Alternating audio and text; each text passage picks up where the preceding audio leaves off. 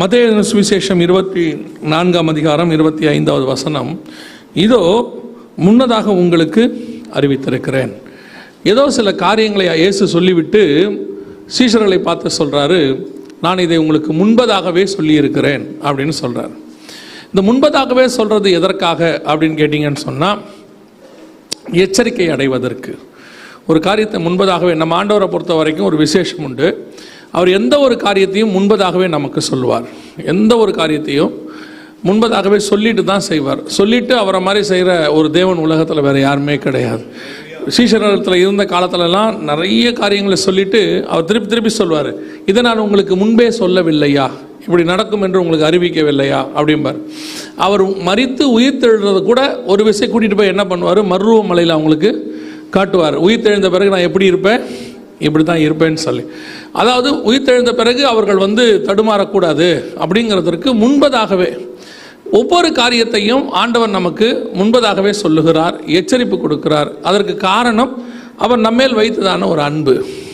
நம்முடைய பிள்ளைகள் எந்த நேரத்திலும் என்ன செய்யக்கூடாது, தடுமாறக்கூடாது, ஏமாறக்கூடாது. இப்படி நிறைய விஷயங்களுக்காக ஆண்டவர் நமக்கு முன்பதாகவே சொல்லுகிறார். ஆனால் நம்மளை பொறுத்த வரைக்கும் எவ்வளோதான் ஆண்டவர் முன்பாக சொன்னாலும் நாம் எப்படி இருக்க மாட்டோம், எச்சரிக்கையாக இருக்க மாட்டோம், ஆயத்தமாக இருக்க மாட்டோம். அவர் சொல்லி இப்போது அவர் வரும் நாளாகிலும் நமக்கு தெரியாது. அதனால் நம்ம ஆயத்தமாக இல்லாமல் இருக்கிறோம் இல்லை, வரும்போது பார்த்துக்கலாம் அப்படின்னு சொல்லி. ஒருவேளை தெரிஞ்சிருந்தால் என்ன பண்ணுவோன்னு நினைக்கிறீங்க? அப்பவும் ஆயத்தமாக இருக்க மாட்டோம். அப்போ என்ன செய்வோம், ஏதோ ஒரு டேட்டு பிப்ரவரி 32 வச்சுக்கோங்களேன் ஒரு உதாரணத்துக்கு. ஏன்னா நான் ஏதோ ஒரு டேட்டை சொன்னார், இப்போ நீங்கள் அதை யோசிப்பீங்க, எதுக்கு இந்த டேட்டை சொன்னார், ஒருவேளை ஏசு அதில் தான் வருவாரோ, பிரதர்கிட்ட சொல்லியிருப்பாரோ அப்படின்லாம். இப்போ அது ஒரு ஃபேஷன். இப்போ ஆண்டவர் யார்கிட்டையும் சொல்ல, எங்கிட்ட சொல்லியிருக்காருன்னு சொல்கிறது ஒரு ஃபேஷன். அதுக்கு சொல்கிறேன், ஒரு 32 வராருன்னு வச்சுக்கோங்களேன், நீங்கள் 31 வரைக்கும் ஆயத்தமாக மாட்டீங்க. ஏன்னா அதான் 32 வருவாருன்னு தெரியுமே, அன்றைக்கி நைட்டு ஃபாஸ்டிங் போட்டு ரெடி பண்ணிக்கலாம் அப்படின்னு சொல்லிட்டு. ஸோ நம்ம இந்த ஆயத்தம் அப்படிங்கிறது நம்மக்கிட்ட எப்போவுமே இருக்காது. அது இருக்கணும்னு தான் தேவன் விரும்புகிறார். அது எப்போவுமே சபை ஆயத்தமாக இருக்கணும். தேவனை சந்திப்பதற்கு என்ன செய்யணும், ஆயத்தமாக இருக்கணும் அப்படின்னு சொல்லி விரும்புகிறார். இப்போ மத்தேயு எழுதின சுவிசேஷம் 24ஆம் அதிகாரத்தை நீங்கள் பார்த்தீங்கன்னு சொன்னால், மிக முக்கியமாக 3 பிரிவுகளாக அதை பிரிக்கலாம். படிக்கிறவங்களுக்கு நான் சொல்கிறேன், கொஞ்சம் இன்ட்ரெஸ்டாக பைபிள் படிக்கிறவங்களுக்கு நான் சொல்கிறேன், அதை 3 பிரிவுகளாக நீங்கள் பிரிக்கலாம். 1 முதல் 8 வரை ஒரு பகுதி, 8 முதல் அதாவது 9 முதல் 14 வரை இன்னொரு பகுதி, 15 முதல் 30 வரைக்கும் ஒரு பகுதி. இது 3 பார்ட். அதில் 3 முக்கியமான விஷயம் இருக்குது. 1 முதல் 8 வரைக்கும் வருகைக்கு முன்னாடி நடக்கிற சம்பவம். 9 முதல் 14 வரைக்கும் வருகைக்கு பின்னால் உபத்திரவ காலத்தின் ஆரம்ப கட்டத்தில் நடக்கிற சம்பவம். 15 முதல் 30 வரைக்கும் அந்த உபத்திரவ காலத்தின் கடைசியில் நடக்கிறதும் இயேசு கிறிஸ்துவினுடைய பகிரங்க வருகையும். 30 முதல் 51வது வசனம் வரைக்கும் என்ன இருக்குன்னு கேட்டிங்கன்னா, இந்த 3லையும் நடக்கிற சம்பவங்களுடைய ஒரு ஜூஸ் எடுத்து வச்சுருப்பார். மொத்தமாக என்ன சம்பவிக்க போகுதுன்னு அப்படின்னு சொல்லி மொத்தமாக வச்சுருப்பார். ஸோ மத்தேயு சுவிசேஷத்தை நீங்கள் அப்படி பிரித்து படிப்பது உங்களுக்கு எளிதாக இருக்கும். அப்படி படித்து பாருங்கள், ரொம்ப இருக்கும். இன்றைக்கி நாம் என்ன பார்க்க போகிறோம் அப்படின்னு கேட்டிங்கன்னா, ஆண்டவர் சீஷர்களை பார்த்து நமக்கும் தான் அது என்ன சொல்கிறாரு, இதோ உங்களுக்கு முன்பதாகவே அறிவித்திருக்கிறேன். என்ன காரியத்தை சொல்லியிருக்கிறாரு, முன்பதாகவே என்ன எச்சரிப்பு நமக்கு கொடுத்துருக்கிறாரு அப்படின்னு பார்த்தீங்கன்னா, 3 முக்கியமான காரியத்தை கொடுக்கிறார். திருப்பியும் சொல்கிறேன், இது 3 கொடுப்பதுக்கு காரணம் நம்ம ஆயத்தப்படுவதற்கு. ஆமென். இப்போ முன்பதாகவே நமக்கு ஆண்டவர் சொல்றார். முதலாவதாக என்ன சொல்லி இருக்கிறார் வாசிங்கள். 24ஆம் அதிகாரம் மத்தேயு எழுதின சுவிசேஷம் 4-5 வசனங்களை வாசிங்க. இயேசு அவர்களுக்கு பிரதியுத்தரமாக, வஞ்சியாதபடிக்கு எச்சரிக்கையாகிருங்கள், ஏனெனில்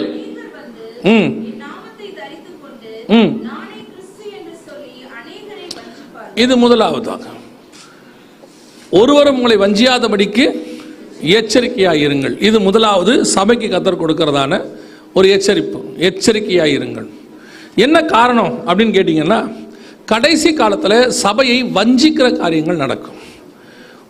சபையானது நல்லா தெரிஞ்சுக்கொள்ளுங்க, சபையானது இந்த உலகத்திலிருந்து கடந்து தேவனை சந்திப்பதற்கு முன்பதாக பல போராட்டங்களை சந்திக்க வேண்டியிருக்கிறது. சாதாரணமாக நீங்களானும் பரலோகத்துக்கு போகிறதில்ல. உங்களுக்கு உங்களுடைய ஸ்பிரிச்சுவல் ஐசைட்டுன்னு சொல்லுவாங்க. அதாவது நீங்கள் ஆவிக்குரிய விதத்தில் உங்கள் கண்கள் திறந்திருக்குமானால், உதாரணமாக எலிசா தன் வேலைக்காரனுடைய கண்கள் திறக்கும்படி கர்த்தர் சொல்கிறார். திறக்கும் போது பார்த்தீங்கன்னு சொன்னால் அவனை சுற்றி இருக்கிற பாதுகாப்பு அவனுக்கு தெரியுது இல்லையா? அதே மாதிரி உங்களை சுற்றி உள்ளதான ஆபத்துகளும் உங்களுக்கு தெரியும். உங்களை சுற்றி எத்தனை பிசாசின் கூட்டங்கள் உங்களுக்கு எதிராக போராடிக்கிட்டு இருக்குது, அதுக்கு நடுவில் கர்த்தர் எப்படி பாதுகாத்துக்கிட்டு இருக்கிறாருங்கிறத உங்கள் ஆவிக்குரிய கண்கள் திறக்கும் போது உங்களுக்கு தெரியும். அவ்வளவு ஒவ்வொரு நாளும் உங்களையும் என்னையும் சுற்றி பிசாசின் கூட்டங்கள் போராடிக்கிட்டு இருக்குது. காரணம், எப்படியாவது நம்முடைய ஆத்மாவை பரலோகத்துக்கு போக விடாமல் தடுப்பதற்கு. இப்போ அதில் ஒன்று தான் ஆண்டவர் சொல்கிறாரு, வஞ்சியாதபடிக்கு எச்சரிக்கையாயிருங்கள். ஏன் அப்படி சொல்கிறாரு அப்படின்னு சொல்லி நீங்கள் கேட்டிங்கன்னு சொன்னால், அதுக்கு அடுத்த வசனத்தில் சொல்கிறார், அதுக்கு ஒரு காரணமும் சொல்கிறார். ஏனெனில் அநேகரை நாமத்தை தரித்து கொண்டு நானே கிறிஸ்து என்று சொல்லி, இது ஒரு ரீசன். இந்த ரீசனுக்கு பின்னாடி இருக்கிற விஷயத்தை நான் அடுத்து சொல்கிறேன். உங்களுக்கு தெரியும், நான் ஏற்கனவே இந்த ஆட்களை உங்களுக்கு காட்டியிருப்பேன்னு நினைக்கிறேன். இவங்கள நீங்கள் பார்த்துருப்பீங்க. அநேகர் இந்த மாதிரி இருக்கிறாங்க. இவங்களாம் யாருன்னு சொன்னால் நானே கிறிஸ்து என்று சொல்லி வந்தவங்க. இதில் இப்போ ஒரு 17-18 பேர் உயிரோடு கூட இருக்கிறாங்க. இவங்க தான் அநேகர் இந்த மாதிரி நான் தான் கிறிஸ்து என்று சொல்லி ஜனங்களை ஏமாத்தினதில் இவங்கெல்லாம் பிரதானமானவங்க. இவரெல்லாம் பார்த்தீங்கன்னு சொன்னால், இவருக்கு பேர் விசாரியன்னு பேர். இவர் செர்பியா தேசத்தில் இருந்தவர். இப்போ இவரை அரெஸ்ட் பண்ணிட்டாங்க. அரெஸ்ட் பண்ணி ஜெயிலில் போட்டாங்க. இப்போ இவர் அதிகமாக நான் தான் கிறிஸ்து என்று ஜனங்களை வஞ்சித்தவர்களில் இவர் தான் நம்பர் 1 இருக்கிறார். இந்த மாதிரி ஆட்கள் எல்லா நாட்டிலையும் இருக்கிறாங்க. அதான் ரொம்ப முக்கியம். எல்லா நாட்டிலையும் இந்த மாதிரி ஆட்கள் இருக்கிறார்கள். இவர்களெல்லாம் ஏன் வருகிறார்கள்? இவர் மட்டும் இல்லை, இங்கே பாருங்க, இந்த மாதிரி ஆட்கள் இருக்கிறாங்க, இவங்க இருக்கிறாங்க. இவங்கெல்லாம் நான் தான் கிறிஸ்து என்று சொல்லி ஜனங்களை அதிகமாக வஞ்சிக்கிறவர்கள். ஏன் இவங்கெல்லாம் வராங்க? இயேசு சொல்கிறாரு, நான் உங்களுக்கு முன்பதாகவே அறிவிக்கிறேன், இந்த மாதிரி ஆட்கள்லாம் வருவாங்க, உங்களை வஞ்சிப்பாங்க. வஞ்சியாதபடிக்கு என்ன செய்யுங்க? எச்சரிக்கையாக இருங்க, கேர்ஃபுல்லாக இருங்கன்றார். பல லட்சம் பேர் இவர்களுக்கு பின்னால் வஞ்சிக்கப்பட்டிருக்கிறார்கள். பல லட்சம் பேர் இவங்க தான் கிறிஸ்து என்று எப்படி நம்புகிறார்கள் அப்படின்னு கேட்டிங்கன்னா, அதற்கு ஒரு சில காரணங்கள் இருக்கிறது. முதலாவது, நமக்கு அடிப்படையிலேயே நமக்கு சில பிரச்சனைகள் இருக்கிறது. சபைக்கு முன்னாடிலாம் சபைக்கு வந்த உடனே அடிப்படை உபதேசங்கள்னு ஒன்று உண்டு. அந்த அடிப்படை உபதேசங்களை சபை இப்பொழுது சொல்லுவதற்கு ஆயத்தமாக இல்லை, அப்படி இல்லைன்னா மறந்துட்டாங்க போல. என்ன அடிப்படை உபதேசம்? வந்த உடனே நமக்கு சொல்கிற மூல உபதேசத்தில் ஒன்று, உங்கள் வீட்டில் இருக்கிற இயேசுநாதர் ஃபோட்டோவாக இருக்கட்டும், சிலையாக இருக்கட்டும், மரியாளுடைய ஃபோட்டோ சிலையாக இருக்கட்டும், அல்லது சீஷர்களாக இருக்கட்டும், தூதர்களாக இருக்கட்டும், எதாக இருந்தாலும் என்ன செஞ்சுருங்க? தூக்கி முதல்ல வெளியே போட்டுருங்க அப்படின்னு சொல்லுவாங்க. அதுக்கு என்ன காரணம் அப்படின்னு கேட்டிங்கன்னா, ஒரு வகையில் அது பிசாசின் வழிபாடு. எப்படி பிசாசு வழிபாடு அப்படின்னு கேட்டிங்கன்னா, சிலை வழிபாட்டுக்குள்ளே கண்டிப்பாக பிசாசு தான் இருக்கும், தேவன் இருக்க மாட்டார். அது எந்த சிலையாக இருந்தாலும். சிலர்லாம் கேட்டாங்க, இயேசுவின் சிலைக்குள்ள கூடையா அப்படின்னு சொல்லி. அந்த இயேசுவின் சிலைங்கிறத நீங்கள் எப்படி சொல்கிறீங்க? அது இயேசுதாங்கிறத நீங்கள் எப்படி சொல்கிறீங்க? இயேசு இப்படி தான் இருந்தார்னு பைபிளில் இருக்குதா? இயேசு இப்படி தான் இருப்பார்னு வேறு எங்கேயாவது சொல்லப்பட்டிருக்கிறதா? நல்லா கவனிச்சு பாருங்க. இயேசு கிறிஸ்துவை பற்றின டிஸ்கிரிப்ஷன் பழைய ஏற்பாட்டிலையாக இருக்கட்டும், புதிய ஏற்பாட்டிலையாக இருக்கட்டும், ரொம்ப வித்தியாசமாக இருக்குது.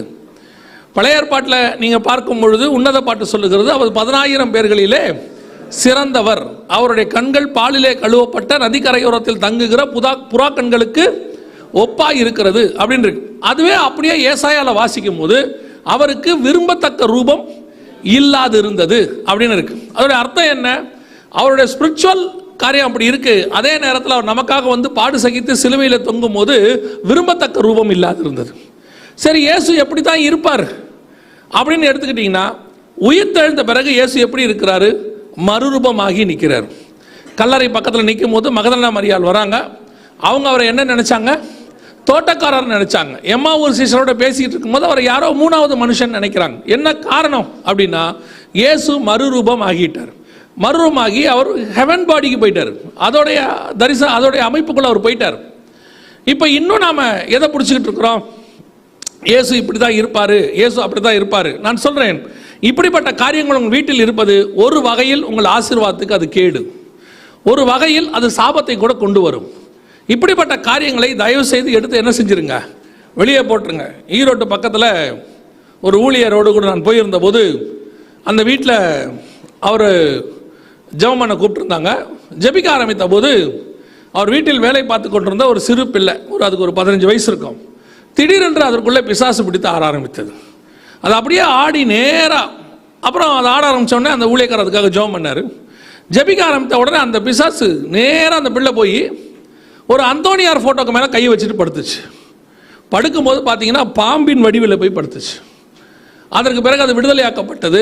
அப்புறம் அந்த பிள்ளையை கூப்பிட்டு கேட்டபோது அந்த பிள்ளை சொல்லிச்சு, டெய்லி நான் இதை தான் தொட்டு கும்பிட்டுட்டு காலையில் வேலையை ஆரம்பிப்பேன். பல நேரங்களில் நல்லா தெரிஞ்சுக்கொள்ளுங்க, அந்தோனியார் பிசாசு நினைச்சிடாதீங்க. யாருமே, மரியாளா இருக்கட்டும், இயேசுவா இருக்கட்டும், யாருமே இங்கே பிசாசு கிடையாது. அவர்களுடைய உருவங்களும் அவருடைய அந்த சித்திரங்களும் நீங்கள் வழிபட ஆரம்பிக்கும் போது அது பிசாசாய் மாறுகிறது. பிசாசு அதற்குள்ளே வருது. அதைத்தான் உங்களுக்கு நான் சொல்றேன். இது ஒரு வகையில் வஞ்சனை. அதான் வசனம் சொல்லுது, நானே கிறிஸ்து என்று ஏன் வர்றாங்க? நம்ம மைண்டில் எப்படி ஒன்று ஏறி போச்சு. நீல முடியோட தாடியோட ஒரு ஆள் வந்தாருன்னா அது எப்படி தான் இருப்பார்? இயேசு இப்படி தான் இருப்பார் அப்படின்னு சொல்லி நாம் ஒரு முடிவு எடுத்துட்டோம். இயேசு இப்படி தான் இருப்பார்னு. சரி, கடைசியாக இயேசு எப்படி தான் இருப்பார்? வெளிப்படுத்தின விசேஷத்தில் அழகாக இருக்குது. அவர் தலை வெண் பஞ்சை போல இருக்கிறது. ஒயிட் தலையில் நீங்கள் என்னைக்காவது இயேசுவை பார்த்துருக்கீங்களா? நீங்கள் பார்த்துருக்கவே மாட்டீங்க. ஒயிட்டாக முடி வச்சு இயேசுவை பார்த்துருப்பீங்களா? உங்களுக்கும் ஒயிட் தலை பிடிக்காது, இயேசுக்கு வச்சாலும் உங்களுக்கு பிடிக்காது. எப்படியாவது கருப்பாக்கணும்னு முடிவோடு தான் இருக்கிறீங்க நீங்கள். இல்லை, இதுக்கு போயிருந்தோம், நாகப்பட்டினத்தில் பக்கத்தில் வேளாங்கண்ணி கோயிலுக்கு போயிருந்தோம். இப்போ இல்லை, சில வருஷங்களுக்கு முன்னாடி. அப்போ போயிருந்த போது ஆச்சரியமாக ஒரு விஷயம் இருந்துச்சு. அங்கே என்ன பண்ணாங்க அப்படின்னு கேட்டிங்கன்னா, மரியாள் தலையில் கிரீடம் வைக்கிற மாதிரி 2 பேர் ஒரு ஒரு சித்திரம் வரைஞ்சிருந்தாங்க. அப்போ அதில் பார்த்தீங்கன்னா இந்த கருப்பு தாடியோட கருப்பு நீல முடியோட ஒருத்தர் இருந்தார். அவரை நம்ம சோகால்டு ஜீசஸ் கிரைஸ்ட், நம்ம சொல்ல இப்படி அவர் இயேசுன்னு அழைக்கிறோம்ல, அந்த உருவத்தோடு இருந்தார். இன்னொரு பக்கம் வெள்ளத்தாடியோட ஒருத்தர் இருந்தார். எனக்கு இவரை பார்த்த ஞாபகமே இல்லை எங்கேயுமே. இதுக்கு முன்னாடி நம்ம இவரை பார்க்கலையே. இவரையாவது நமக்கு இயேசு கிறிஸ்துன்னு கொஞ்சம் இன்ட்ரடியூஸ் பண்ணி வச்சுருக்கிறாங்க. அப்போ அங்கேருந்த ஒருத்தர்கிட்ட கேட்டேன், இது யாருன்னு கேட்டேன். அவர் நான் என்ன எப்படி சொல்கிறீங்க? அதான் பிதாவாகிய தேவன். நாங்கள் ஆடாடா, பிதாவாகிய தேவன் ஒயிட் தாடி, இயேசு கிறிஸ்து கருப்பு தாடி. புரியுதா? அவருக்கு வயசாயிருச்சு, இவருக்கு வயசாகல. அவன் ஞானம் எப்படி பொத்துட்டு கொட்டுது பாருங்க, எப்படி கண்டுபிடிச்சிருக்கான் பாருங்க. இன்னைக்கு நாம் அப்படி தான் வச்சிருக்கிறோம். ஆனால் பிதாவாகிய தேவன் அப்படி இல்லை. அவரை ஒருவரும் ஒரு காலம் கண்டதில்லை. வசனம் அப்படி தான் சொல்லுது, கண்ட ஒருவனும் உயிரோடு கூட இருந்ததில்லை. தமிழ்நாட்டில் ஒரு 2-3 பேர் இருக்கிறாங்க, அவங்கள விட்டுருமோ. அவங்க போய் டெய்லி பார்த்துட்டு வருவாங்க, அவரை பார்க்க அவர் வருவார். அது அவங்களுக்குள்ளே இருக்கிறதான ஒரு கூட்டு முயற்சி. விட்டுருவோம், நம்ம யார் விஷயத்துலையும் நம்ம தலையிட வேணாம்னு வச்சுக்கோங்களேன். ஆனால் வசனம் அப்படி தான் சொல்லுது, வசனத்தில் இப்படி தான் இருக்குன்னு வச்சுக்கோங்க. அப்போ இன்றைக்கி நம்ம என்ன நினைக்கிறோம்? இந்த மாதிரி காரியங்கள்லாம் வீட்டில் வைக்கும் போது ஒரு ஜென்ரேஷன் போய் அடுத்த ஜென்ரேஷன் வரும்போது அவங்க இருதயத்துக்குள்ளே நாம் தேவையில்லாமல் ஒரு களையை விதைக்கிறோம், களையை விதைச்சிடறோம். இப்போ நம்மளே எடுத்துக்கோங்க, நம்ம நல்லா ஜாம் பண்ணும் போது ஒரு நீல முடியும் தாடியும் வருதா இல்லையா சிந்தனையில்? உண்மையாக சொன்ன நான்லாம் உண்மையாக சொல்கிறாள் உங்களுக்கு. நீங்கள் அப்படி நீங்கள் வந்து இல்லை நாங்கள் நேரடியாகவே பரலோகத்தில் பார்க்குறேன்றீங்க. எவ்வளோ நாள் நமக்கு வந்திருக்கு, ஒரு காலகட்டம் ஆகுறது, அது மாறி அந்த ஒளியான தேவனை நம்ம தரிசிக்கிறதுக்கு ஒரு காலகட்டம் ஆகுறது. அது வரைக்கும் நம்ம மைண்ட்லேயே என்னதான் இருக்குது? இந்த நீல முடியோட தாடியோட தான் ஒரு ஆள் இருக்கிறாரு, இவர் தான் இயேசு கிறிஸ்து. இது அப்படியே பிள்ளைகளுடைய இருதயத்துக்குள்ளே விதையாய் விழுகிறது. இது ஒரு வகையான வஞ்சனை. முதல்ல இப்படிப்பட்ட காரியங்கள் வீடுகளுக்குள்ளே இருந்தால் என்ன செய்யுங்க? தூக்கி போட்டுருங்க. இயேசு இப்படி இருக்கவே மாட்டார். அவர் அடிக்கப்பட்ட வண்ணமாக இருக்கிற ஆட்டுக்குட்டின்னு வசனம் சொல்லுது. 5ஆம் அதிகாரம் வெளிப்படுத்தின விசேஷம். இன்னும் ஒரு படி தாண்டி நீங்கள் 1 யோவான் 3ஆம் அதிகாரம் 2வது வசனத்தை வாசித்து பாருங்கள். பிரியமானவர்களே, நாம் இப்பொழுது தேவனுடைய பிள்ளைகளாய் இருக்கிறோம், இனி எவ்விதமாய் இருப்போம் என்று வெளியரங்கமாகவில்லை. ஆகிலும் அவர் இருக்கும்போது, அவர் வரும்போது அவர் இருக்கிற வண்ணமாய் நாம் அவரை தரிசிப்பதனால் அவருக்கு ஒப்பாக இருப்போம். ஸோ அவர் எப்படி இருப்பார் தெரியாது. எப்படி தெரியும்? வரும்போது தான் தெரியும். அப்போ நம்ம எப்படி இருப்போம்? அவரை மாறி இருப்போம், குமாரனின் சாயலுக்கு ஒப்பாக இருப்போம். அப்போ அவர் வரும்போது தான் அவர் சாயல் என்ன நமக்கு தெரியும். ஆகவே இந்த இயேசுநாதர் ஃபோட்டோ, அந்த அவங்க அப்பா ஃபோட்டோ, அம்மா ஃபோட்டோ, தூதர்கள் ஃபோட்டோ எல்லாத்தையும் தூக்கி என்ன செஞ்சுருங்க? முதல்ல வெளியே போட்டுருங்க. இது ஒரு வகையான வஞ்சனை. இது உங்களை மட்டும் பாதிக்காது, உங்கள் தலைமுறையையும் பாதிக்கும். அவர்களும் அதை நம்புவார்கள். ஒரு ஊழியக்காரர் என்கிட்ட கேட்டார், சரி நீங்கள் இப்படி சொல்கிறீங்க, என் பிள்ளை வந்து இயேசுநாதரை பார்க்கணும், இப்படி எப்படி இருப்பாருன்னு கேட்டால் நான் என்ன பதில் சொல்கிறது? அதுக்கு தான் ரொம்ப ஈஸியான பதில், நீ போய் கதவை சாத்திட்டு ஜோம் பண்ணு, ஏசப்பா வருவார் பார்த்துக்கோன்னு சொல்லிடுங்க. நம்மளுடைய வார்த்தைக்கு கர்த்தர் செவி சாய்க்கிறாரோ இல்லையோ, பிள்ளையின் சத்தத்துக்கு கர்த்தர் கண்டிப்பாய் செவி சாய்ப்பார். பிள்ளையோடு கூட கர்த்தர் இடைப்படுவார். சொப்பனத்தில் வராரோ தரிசனத்தில் வராரோ எப்படியோ தன்னை அவர் வெளிப்படுத்துவார். அவரை வாஞ்சியும் தவணமுள்ள ஆத்மாக்களை ஒரு நாளும் கர்த்தர் விட மாட்டார். அல்லேலூயா. அப்போ இந்த மாதிரி கள்ள உபதேசங்கள், வஞ்சனைகள், இது ஒரு வகையான உபதேசம். இதுக்கு என்ன காரணம் அப்படின்னு கேட்டிங்கன்னா, 2வது வசன அறிவு இல்லாதது. சபைக்கு வரோம், நம்ம எந்த அளவுக்கு வசனத்தை படிக்கிறோங்கிறது தான் முக்கியம். வசன அறிவு இல்லாதது. வசனத்தின்படி என்ன இருக்கு? அவர் ஒரே தரம் மரித்தார்.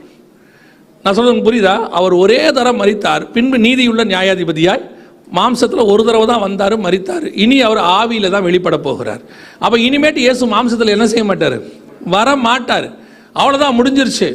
ஆனால் இன்னைக்கு நீங்கள் பாருங்க, எங்கேருந்து எப்படிப்பட்ட ஆட்கள் வந்தாலும், நான் சொல்றது ஏதோ ஃபாரின்ல தான் நடக்குது. உடனே நம்மால் சொல்லுவாங்க, இந்த ஃபாரின்காரங்களுக்கு தாங்க இப்படிலாம். இவங்க என்னமோ பயங்கர ஞானம் மாதிரி.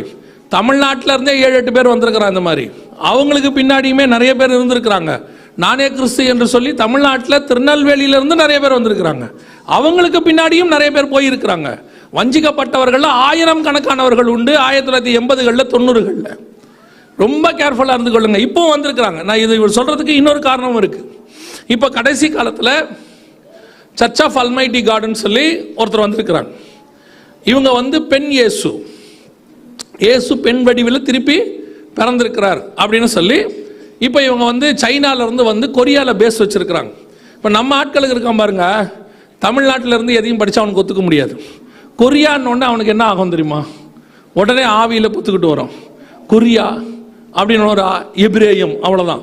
தமிழ் பைபிளே தகராறு. இதுவே இன்னும் முழுசாக முடிக்கல. 66 புக்கும் நமக்கு தெரியாது. சரியா? நீங்கள் எபிரேயம் படிக்கிறத நான் குற்றமாக சொல்லலை, நீங்கள் எதுவும் தப்பாக எடுத்துக்காதீங்க. நீங்கள் எத்தனை மொழி வேணாலும் படிங்க, நல்லது. பட் உங்கள் அடிப்படை மொழியில் நீங்கள் என்னவா இருங்க? ஸ்ட்ராங்காக இருங்க. உபதேசத்தில் ஸ்ட்ராங்காக இருங்க. தமிழ்லேயே ஸ்ட்ராங் இல்லை, அதுவுமே இன்னும் நமக்கு தெரியல. இன்னும் நான் எபிரேயத்தில் படிக்க போகிறேன், நான் கிரீக்கில் படிக்க போகிறேன். அப்புறம் கொரியாவிலேருந்து ஒரு குரூப் வருது. எல்லாம் இன்னைக்கு நாசமாக போய் 200 குடும்பங்கள் இன்னைக்கு நாசமாக போச்சு கள்ள உபதேசத்தில்.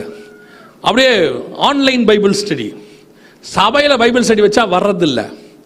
ஆன்லைன் பைபிள் ஸ்டடி, ஆல் ஆஃப் டவ், தமிழில் சொல்கிறதையே ஒன்றும் புரிய மாட்டேங்குது. நீங்கள் அங்கே போய் அதெல்லாம் படித்த உடனே, அதுவும் நான் ஒரு 2 வாரம் போயிட்டோன்னே குதிக்கிறது பாஸ்டர் உங்களுக்கு எபிரேயம் தெரியுமா? நம்மளை கேட்குறான். டே உருடாடே, எங்களுக்கு தமிழ் தான் தெரியும். அப்புறம் எபிரேய மொழியில் இப்படி சொல்லுகிறது, அராமிக்கில் அப்படி சொல்லுகிறது, கிரீக் இப்படி சொல்லுகிறது, நீ என்ன சொல்கிறேன்னு கேட்டேன் நான். அதெல்லாம் சொல்கிறது இருக்கட்டும், நீ என்ன சொல்ல வர? அல்ல நரகம் பரலோகம் என்று நம்ம ஏமாற்றி கொண்டிருக்கிறாங்க. கதை முடிஞ்சிருச்சா? ஒரு குரூப் இப்படி அலையுது இப்போ, கள்ள உபதேசம் சொல்லி ஆன்லைனில் அதில் இதில். எதுக்கு நான் அந்த உபதேசத்தை உள்ளே கொண்டு வரேன்னா, வஞ்சியாதபடிக்கு எச்சரிக்கையாக இருங்கன்னு சொன்னார். இதெல்லாம் கள்ள உபதேசத்தினுடைய வஞ்சனை. இந்த மாதிரி ஆட்கள்லாம் உள்ளே வரும்போது எப்படி வஞ்சிக்கிறபடி தான் என்ன செய்வான்? உள்ளே வருவான். 2 கொரிந்தியர் 2ஆம் அதிகாரத்தில் பவுல் எழுதும்போது ஒரு விஷயம் சொல்கிறார். 2 கொரிந்தியரில் ஸ்திரீயானவள் வஞ்சிக்கப்படுறதை குறித்து சொல்லும்போது அவர் கள்ள உபதேசத்திற்கு அதை அடையாளமாக சொல்லுகிறார்.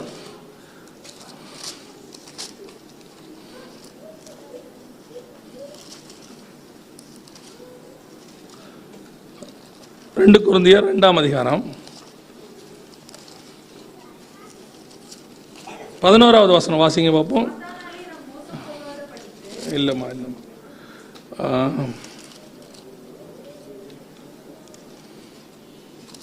2 கொரிந்தியர் 11:2 பாருங்க. இல்லை 2 கொரிந்தியர் 11:3 வாசிங்க. ஆகிலும் சர்ப்பமானது தன்னுடைய தந்திரத்தினாலே ஏவாளை வஞ்சித்தது போல உங்கள் மனதும்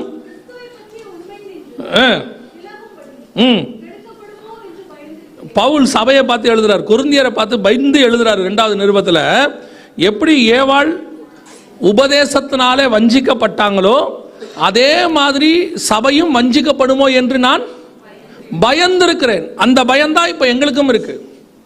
சபையில் ஏன் இதெல்லாம் நாங்கள் உங்களுக்கு சொல்கிறோம் அப்படின்னு கேட்டால், உங்களுக்கு நாங்கள் சபையில் வாரத்தில் ஒரு நாள் கொடுக்குறோம், ஃபீட் பண்ணுறோம், 1 மணி நேரம் 1.5 மணி நேரம். ஆனால் ஆன்லைன் வழியாக உங்களுக்கு டெய்லி என்ன செய்யுது?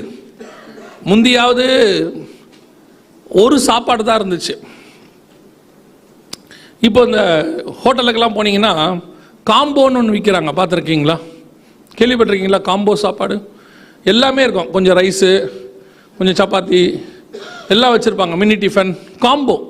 முந்தி இட்லினா இட்லி தான் கிடைக்கும், தோசைனா தோசை தான் கிடைக்கும். இப்போ அப்படி இல்லை, எல்லாத்தையும் மிக்ஸ் பண்ணி நமக்கு கிடைக்கும். அது மாதிரி ஒரு காலத்தில் சபை அப்படின்னா எல்லாருக்கும் ஒரு சபை தான், ஒரு ஊழியக்காரங்கிட்ட அடங்கி இருப்பாங்க, அங்கே கொடுக்குற உபதேசத்தில் வளருவாங்க. இப்போ இந்த கொரோனா வந்த பிறகு ஆன்லைன் ஒன்று வந்த பிறகு உங்கள் எல்லாருக்கும் காம்போ சாப்பாடு கிடைக்குது. புரியுதா? இப்போ நீங்களே முடிவு எடுத்துக்கிறீங்க, ஆராதனைக்கு அங்கே போயிடுவோம், அவர் நல்லா பாடுவார். அப்புறம் செய்திக்கு இங்கே வந்துடுவோம், இவர் நல்லா செய்தி கொடுப்பாரு.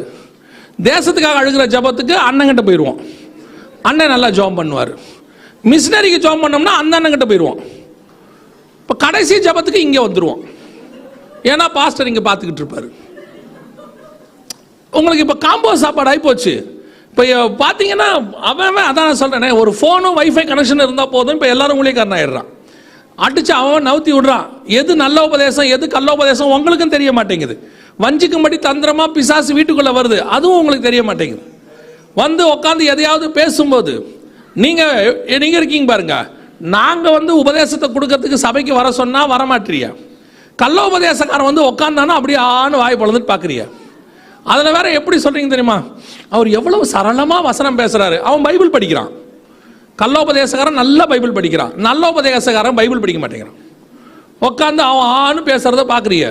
அப்புறம் அவன் சரளமாக ஒரு 10 வசனம் பேசின உடனே அவங்ககிட்ட நம்மளை போட்டு கொடுக்கறது, எங்கள் பாஸ்டர் கூட இப்படிலாம் பேசினதே இல்லை, நீங்கள் எப்போ எங்களை கேட்டீங்க போட்டு அவங்ககிட்ட நம்மளை போட்டு கொடுத்தோன்னே அவன் சொல்கிறான், நீங்கள் வாங்க நாங்கள் ஒரு பைபிள் ஸ்டடி இருக்கிறோம், அப்படியே எல்லாம் புட்டு புட்டு வைக்கிறோம்.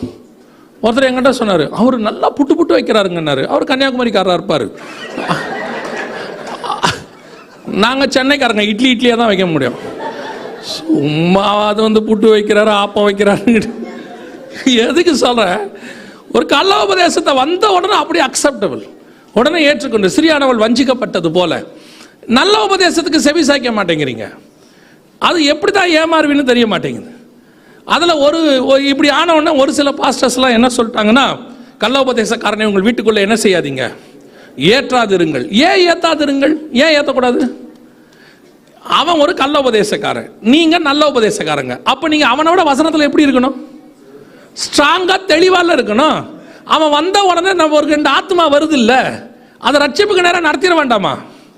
உங்களுக்கு இப்போ பிரச்சனை எங்க தெரியுமா, வசன அறிவு இல்லாததான் இப்போ பிரச்சனை. இப்போ நமக்கு அது தெரியல. அவன் 4 வசனம் சொன்னானா அவன் ஒரு வசனத்தில் உள்ள ஒரு விஷயத்தை மட்டும் எடுத்துக்கிட்டு பேசுகிறான்.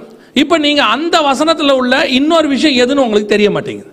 அவன் சொல்கிறது கேட்கறது நமக்கு எப்படி இருக்கு, சரியா இருக்கு. நீ சாகவே மாட்ட. திடீர்னு ஒரு குரூப் கிளம்புனாங்க, நீ என்ன செய்ய மாட்ட, சாகவே மாட்ட, உனக்கு 1000 வருஷம் நீ உயிரோடு இருப்ப. 70 இருக்கிறதே கஷ்டமா இருக்கு, விட்டார்னா போலான் தான் இருக்கு இல்லையா. 70 பலத்தின் மிகுதினால், நான் எப்பவும் எப்படி வச்சிருக்கேன்னா நமக்கு 70, பையன் நமக்கு சுகர் மாத்திரை வாங்கி கொடுத்தா 80, அவன் பலத்தின் மிகுதினால் நமக்கு 80, அவன் முடியாதுன்ட்டானா 70. அவ்வளோதான் நான் வச்சிருக்கேன். அப்படி பைபிள் அப்படி சொல்ல, நான் வச்சிருக்கேன். எதுக்கு சொல்றேன், 1000 வருஷம் நீங்கள் சாகாமல் உயிரோடு கூட இருக்க போகிறீர்கள். நம்ம என்ன மெத்துசுலாவியா பெற்றெடுக்க போறோம் 1000 வருஷம் உயிரோடு இருக்கிறதுக்கு? நிறைய பேர் இதை கேட்கும் போது உங்களுக்கு எப்படி இருக்கு, ஐயோ நம்ம உயிரோடு இருப்போமா? 70க்கு மேல நீங்களே புலம்புவீங்க, ஆண்டவர் ஏன் தான் என்ன வச்சிருக்காரோ, எடுத்தா கொஞ்சம் நலமா இருக்கு. சில ஆட்கள்லாம் என்ன பண்ணிடுவான்னா, இந்த 60ல் கொஞ்சம் ஏதாவது இழுத்துக்கிட்டு இருக்கும்போது ஜோம் பண்ணிடுவான், ஆண்டவரே அப்படின்னு. ஆண்டவர் ஒரு 15 வருஷம் சேர்த்து கொடுத்துருவார், சரி இருந்துட்டு போ அப்படின்னு சொல்லி எசேக்கியாவுக்கு. அதுக்கப்புறம் அந்த 15 வருஷமா அவன் கதறுவான் பாருங்க, போதும் ஆண்டவரை என்ன எடுத்துருங்க. அந்த அளவுக்கு பாடுபடுத்தி விடுவார் ஆண்டவர்.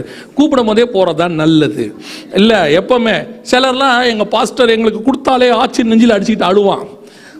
அப்புறம் அந்த பாஸ்டரை பற்றி அவனே சொல்லுவான், இவர் எப்போ தான் போவார்னே தெரில அப்படிம்பா. தமிழ்நாட்டில் ஒரு பெரியவர் இருந்தார், அப்படிதான். அவர் கடைசியில் ஜனங்களாம் இவர் போனால் போதுன்ற அளவுக்கு முடிவுக்கு வந்துட்டாங்க. எதுக்கு சொல்கிறேன் உங்களுக்குன்னா, இந்த கள்ள உபதேசக்காரன் நல்ல உபதேசக்காரன் உங்களுக்கு அட்ராக்டிவாக பேசுகிறான், நீ சாக மாட்டாய், நீ அப்படி இருப்பாய், நீ இப்படி இருப்பாய். வசனத்தில் அப்படிலாம் இல்லை. வசனத்தில் நல்லா புரிஞ்சுக்கணும். கர்த்தர் நீ சாக மாட்டேன்னு சொன்னது ஆத்மாவை குறித்து. உன் ஆத்மா நரகத்துக்கு போய் சாகாது, அது நித்திய ஜீவனை சுதந்திரித்துக் கொள்ளும்னு சொல்றாரு. இந்த சரீரம் என்னைக்கு இருந்தாலும் மறுரூபமாகி இது காணாமல் போயிடும். இது மண்ணினால உருவாக்கப்பட்டது, அப்படிதான் பைபிள் சொல்லுது. நீங்க வரும்போது இந்த சரீரம் என்னவா மாறிடும், மறுரூபம் ஆகி போயிடும், அவ்வளவுதான். ஊழியக்காரர் எல்லாருமே பாருங்க, பைபிள்ல தேவனை சந்திக்கிறதுக்கு தான் வாஞ்சியா இருந்தாங்க, போனா போதும்னு இருந்தாங்க. இப்ப இருக்கிறவங்களாம் இருந்தா போதுங்கிறான். இதுதான் வஞ்சனையான போதனை.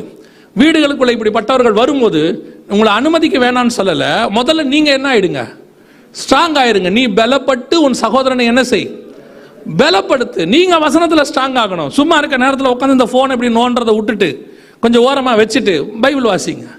சில ஆட்கள்லாம் பாருங்க, அதான் சொன்ன பாருங்க, அந்த வாட்ஸ்அப்பை கையில் எடுத்தோம்னா 15லேருந்து 20 நிமிஷம் சாலிடாக போயிடுது. ஆனால் சங்கீதம் எடுத்தோம்னா 23 சங்கீதம் எடுத்து டக்குன்னு படிச்சுட்டு வச்சிருவான் கீழே. ஏன்னா யாராவது கேட்கும்போது பைபிள் வாசித்துட்டேன், அப்போல்லாம் வாசித்தீங்கன்னா என்ன வாசித்தீங்கன்னு கேட்பாங்க. இப்போ அப்படி கேட்கறதுக்கு நேரம் இல்லை நமக்கு. அதனால தயவு செய்து சொல்கிறேன், வஞ்சிக்கிற காலம் அதிகமாகி போயிட்டு இருக்குது. எல்லா பக்கமும் கள்ள உபதேசம், வீடுகள் தோறும், ஆன்லைன் தோறும், சபைகள் தோறும். சபைகள்லையே இந்த மாதிரி ஆட்களை ஏற்றிடுறாங்க தெரியாம. அப்புறம் புலம்புறது, ஏன் தான் ஏற்றுறேனோ. ஒரு சபையில் ஒரு ஊழியக்காரரை ஏற்றிட்டாங்க. ஏற்றின பிறகு கள்ள உபதேசத்தை அவர் விதைச்சிட்டார். பாஸ்டர் உடனே கண்டுபிடிச்சிட்டு கிட்டத்தட்ட ஒரு அடுத்த வாரமே அது கள்ள உபதேசம் சபையில் பிரசங்கம் பண்ணி முடிச்சிட்டார். ஆனால் 3 வருஷம் 4 வருஷம் கழிச்சு ஒரு விசுவாசி கேட்டுச்சு, அன்னைக்கு அவர் சொன்னார் தானே, அது கரெக்ட் தானேன்னு. அப்போ அந்த விதை என்னைக்கு விழுந்துருக்குது பாருங்க.